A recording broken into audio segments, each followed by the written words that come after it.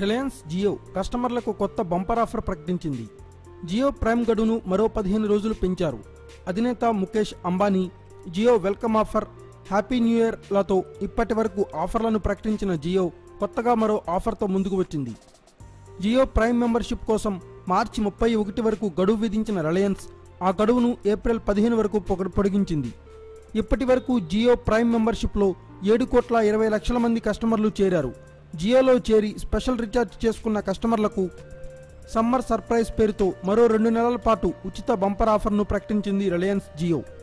April 15 లోపు 99 plus 303 రూపాయలతో recharge చేసుకున్న వాళ్లకు మొత్తం 3 నెలల పాటు జియో ఉచిత సర్వీసులను పొందే అవకాశాన్ని కల్పించింది.